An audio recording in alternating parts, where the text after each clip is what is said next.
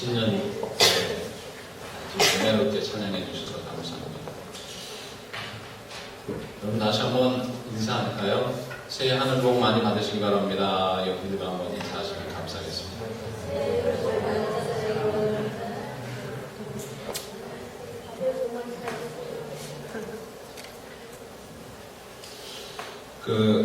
오늘 제목은 그리스도 안에서 새로운 삶입니다. 기도하면서 올 한 해 무슨 주제를 가지고 찬양을 할까? 이런 가운데 고린도후서 5장 17절 말씀을 주셨어요. 그래서 그리스도 안에서 새로운 삶, 우리가 예수를 본받고 예수님을 본받는 교회로서의 사명을 감당하자라고 하는데, 그 가운데 우리 이제 실천적인 부분들이 이제 계속 이어져 가는데요. 그것이 바로 그리스도 안에서 새로운 삶이다라고 하는 것입니다. 그래서 올 한 해 그리스도 안에서 새로운 삶을 살자라고 하는 주제를 정했습니다. 그래서 여러분들 그렇게 따라가시고 함께 은혜를 체험하는 여러분들 되시길 바랍니다. 한 해가 시작이 되면 많은 사람들이 계획을 짭니다. 계획을 짜는데 여러 가지 계획을 짜죠. 그런 가운데 1000명에게 그 질문을 했다고 합니다. 올해 꼭 무슨 일을 하고 싶습니까? 그랬다는 거예요. 그랬더니 어떤 분은 이런 얘기를 했대요. 씀씀이를 좀 줄여가지고 저축을 하겠습니다. 내가 한 달에 한 번 꼭 한 권의 책을 읽겠습니다.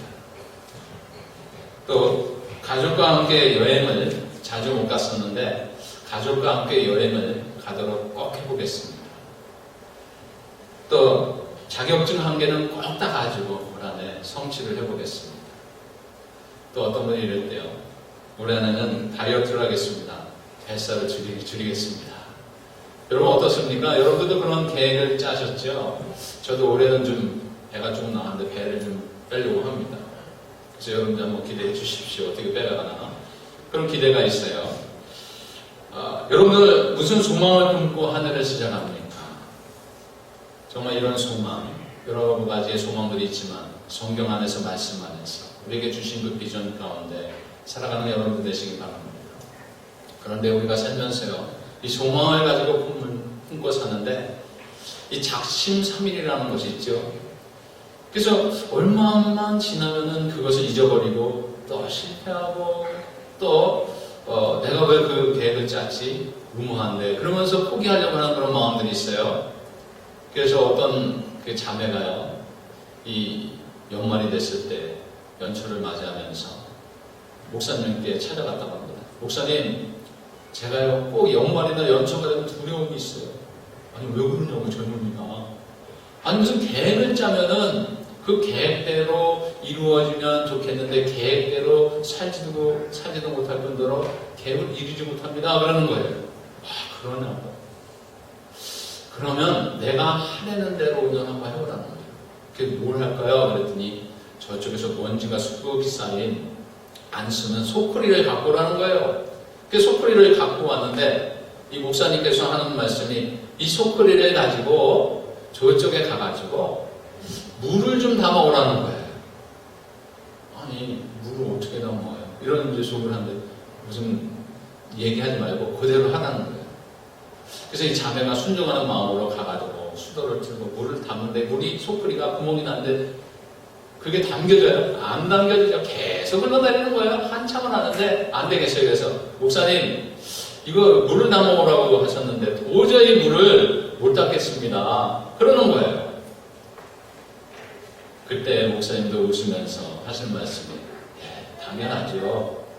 근데 이 소쿠리를 한번 보십시오. 이 소쿠리가 어떻게 됐습니까? 먼지가 많았었는데 이 먼지가 없어지지 않았습니까? 자매님 한 해 동안 계획 세우는 거 좋습니다. 또한 열심히 하는 거 좋습니다. 이루지 못할 수도 있어요. 그러나 그 속에 먼지는 빼지지 않습니다. 여러분 맞습니다. 올 한 해 살 때 여러분 계획 가운데 또한 비전 가운데 사실 때 때로는 그것이 포기가 될 수 있고 좌절할 수 있어요. 그러나 여러분 포기하지 마시고 끝까지 가시기 바랍니다. 그러다 보면 부수적인 것들이 그 안에서 이루어지는 것들을 완전히 성취는 안 됐을지라도 그 속에 하나님 기뻐하시는 그 생활을 할 수 있다라고 하는 말씀입니다.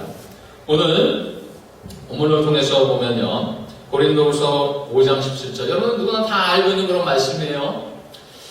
여기 보면 그런 즉 누구든지 그리스도 안에서 그랬어요.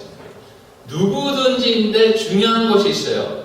누구든지 새로운 피조물이 될 수가 있습니다. 그러나 조건이 있는데, 누구든지라고 하는 말씀 속에 조건인데 뭡니까?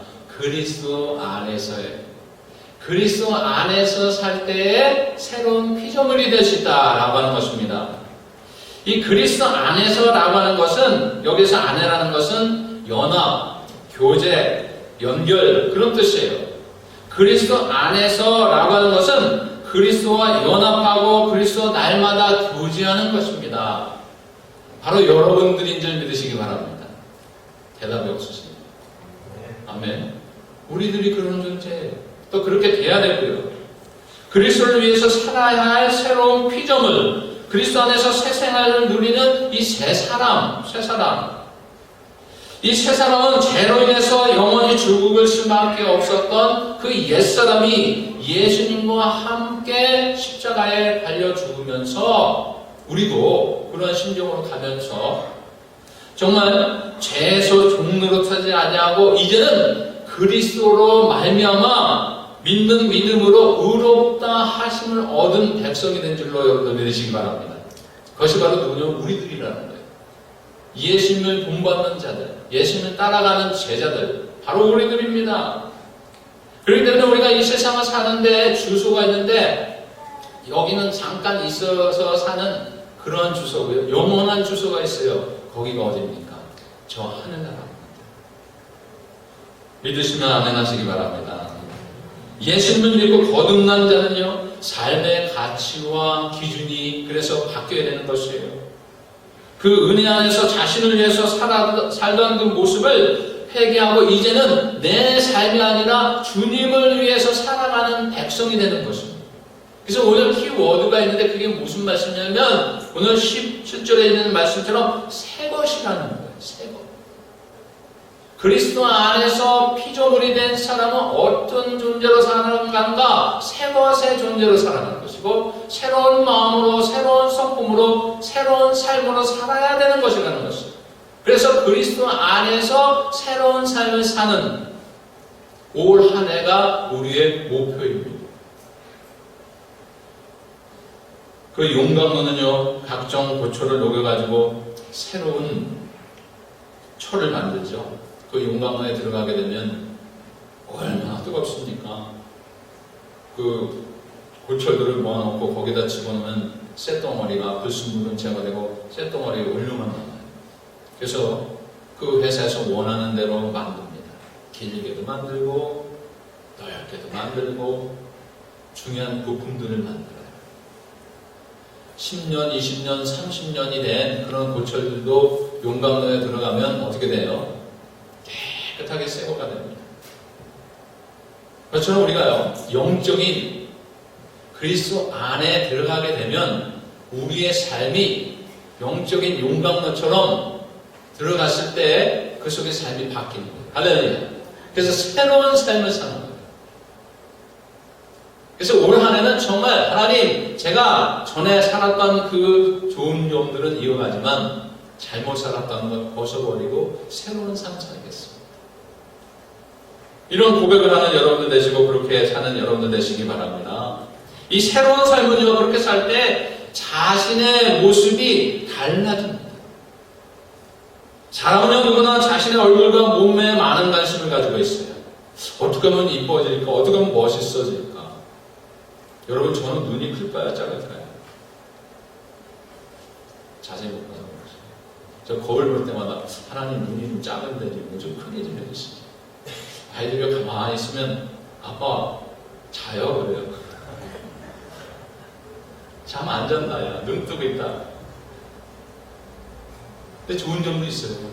글쓴 분들이 많이 안 들어가더라고요. 눈 큰 분들은 많이 들어가요. 여러분, 살면서 우리가 그 얼굴이라든지 몸매라든지 여러 가지 가꾸고 싶은 그런 것들이 많이 있죠. 외형적으로 보고 싶은 거. 그러나요, 이 외형은요, 바뀝니다. 점점 변해요.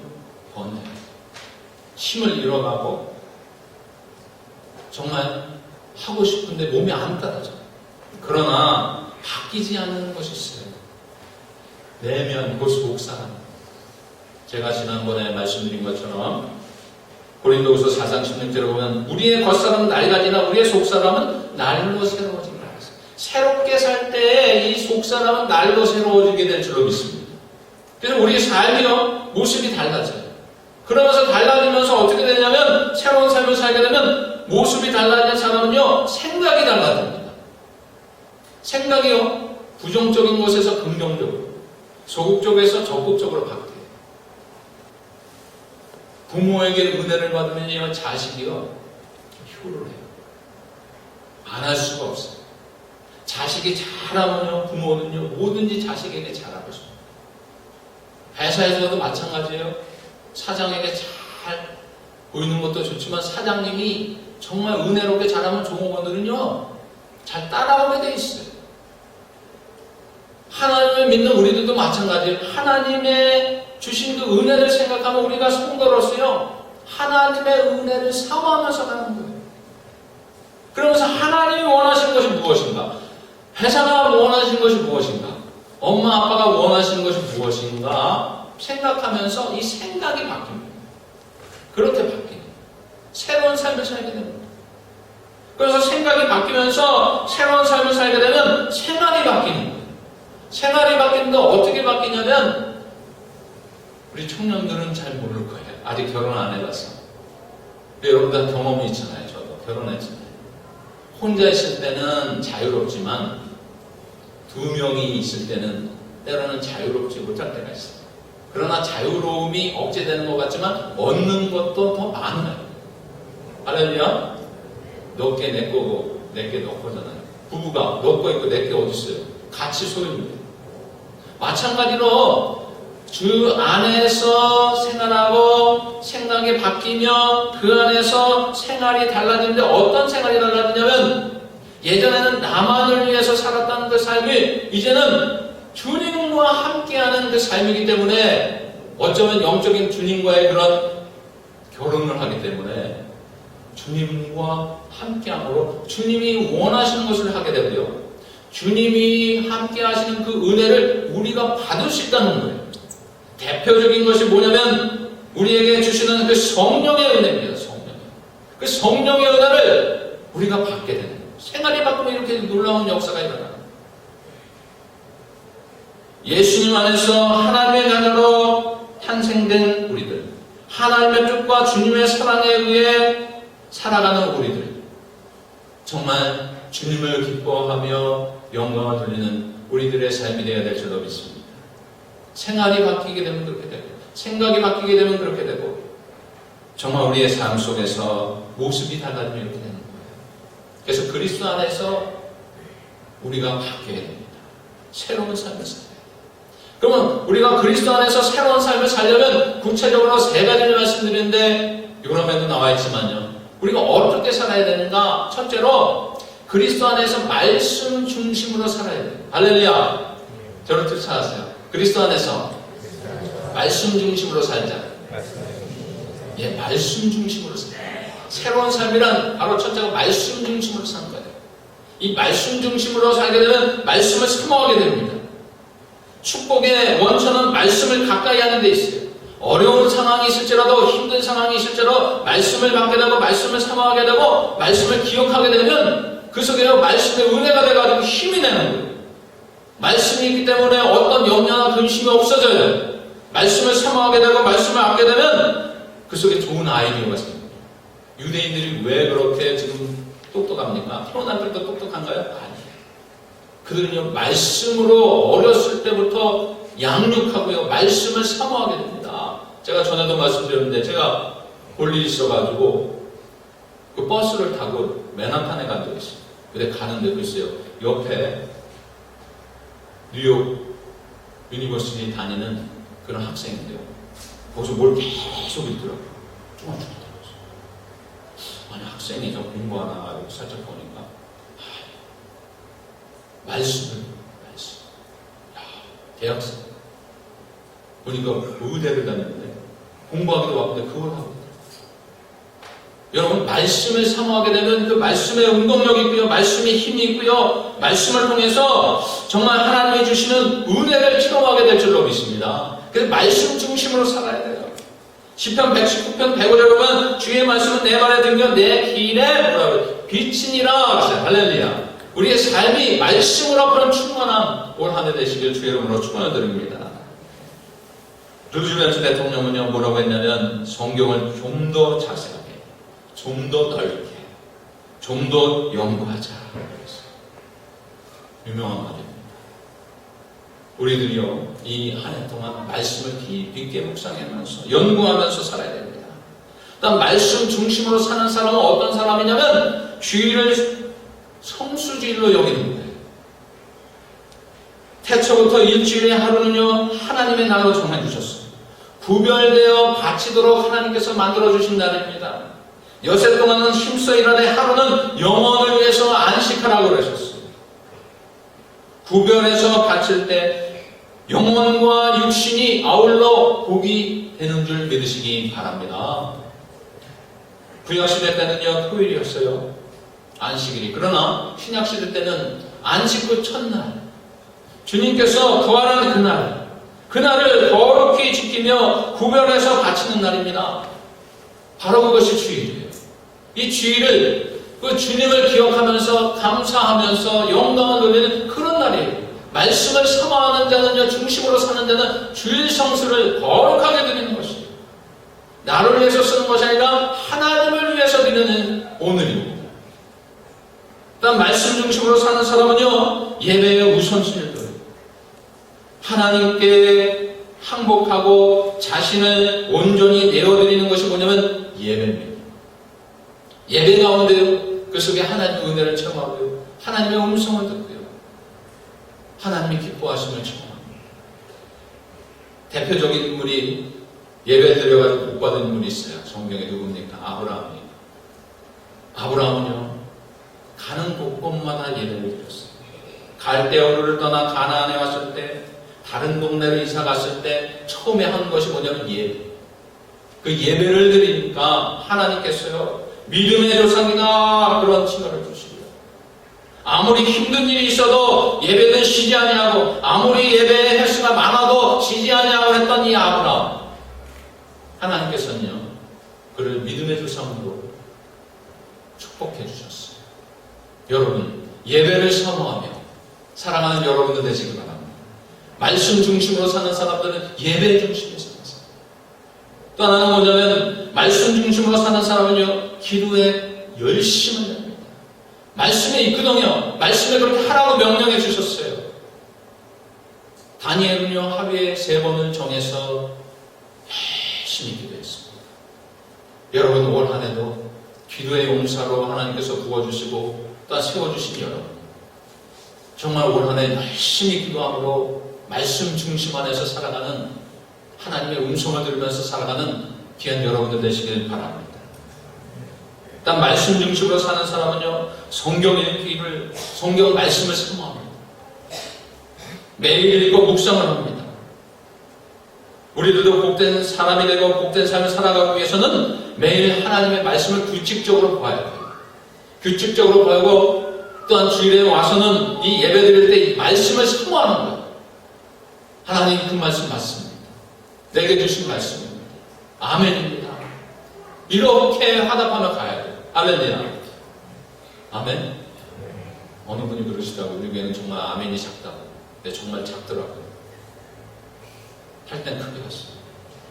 강제적인 건 아니지만 마음에 우러나왔을 땐 크게 했어요. 그 속에 내가 그 말을 믿습니다. 그런 표현이죠.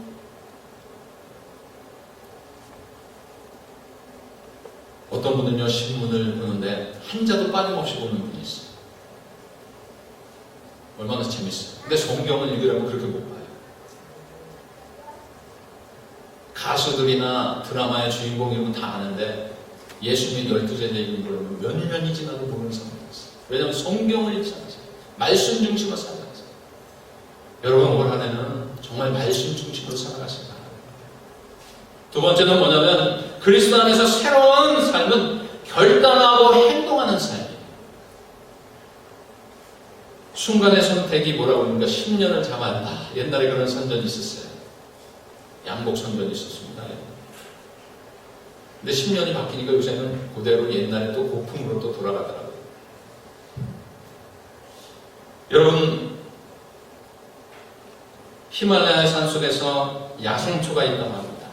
그 야생초는요, 낮에는 신나게 놀고 밤이 되면 잘 곳이 없어가지고 그 새둥지에 들붙어서 자는 그런 새랍니다.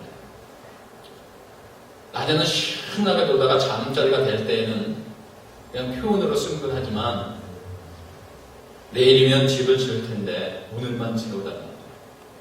그래서 매일같이 내일이면 집을 지을 텐데 오늘만 채워져. 온갖 구박을 받으면서 그 새가 잠을 자야 되니까 저녁에 온다는 거예요. 근데 지금까지도 집을 짓지 못했다고 합니다. 결단하는 것, 여러분 어떻습니까? 결단 우리가 잘할 수 있지만 행동으로 옮겨야 돼요. 메이저리그에서 역사상 2011년도에 통산 최다 세이브를 기록한 사람이 있어요. 뉴욕이에요. 양키스예요. 누굽니까? 리베라. 그 사람이 44세인데요. 작년에 갑자기 은퇴를 했어요. 아니 그렇게 잘 나가던 사람 아직도 잘 던져요. 던지면 다 세이브예요. 거의 다 세이브. 그래서 승을 이끌어갑니다. 자기네 팀 양키스. 95년도부터 작년까지 거기서 선수 생활했어요. 엄청난 거예요. 44세까지. 근데 갑자기 은퇴를 했어요. 그래서 사람들이, 기자들이 왜 은퇴를 합니까? 그래요? 왜 그런 결단을 합니까? 그래요? 그랬더니 그 리베어가 막 어디는 말을 해요. 저도 그런 사람인지 몰랐어요. 신문을 보면서 놀라게 봤습니다. 나에게는 하나님이 주신 일이 있다. 그게 뭡니까? 교회를 세우는 것.